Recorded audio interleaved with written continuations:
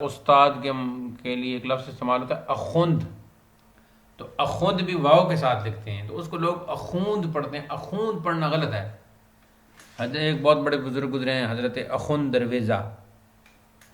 اچھا، ان کی ایک کتاب، دو کتابوں کا میں نے ایک کا ترجمہ، ایک ارشاد الطالبین اور دوسری جو کتاب ہے اس کا بھی شروع کیا تھا، تذکرۃ الابرار والاشرار۔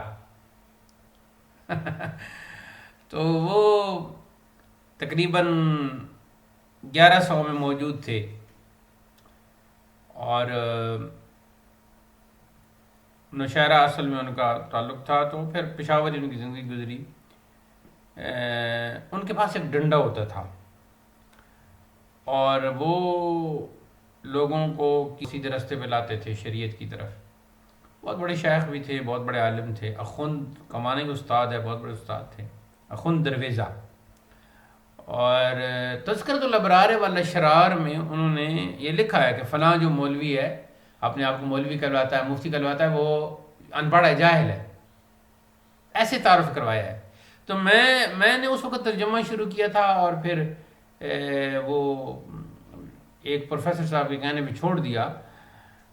اس میں اگر اس کا ترجمہ کیا جاتا یا اس کو سامنے رکھا جاتا، تو وہ ایک سٹائل دیا ہے اخوند درویزہ نے کہ ہر دور میں ایک ایسی کتاب ضرور لکھو جس میں تعارف کرا ہو کہ فلاں جو مفتی اپنے آپ کو کہلا رہا ہے وہ مفتی نہیں، فلاں جو اپنے آپ کو پیر کہلا رہا ہے وہ 2 نمبر ہے، فلاں جو کاری کا وہ شروع ہو گیا وہ علم تجوید و قرات سے اس کا تعلق نہیں ہے۔ بہرحال ٹھیک ہے جی، یہ قاری کا لفظ بھی استعمال ہوتا ہے نا ہر ایک کے لیے، تو آج کل مفتی کا لفظ بھی ہر ایک کے لیے استعمال ہونا شروع ہو گیا۔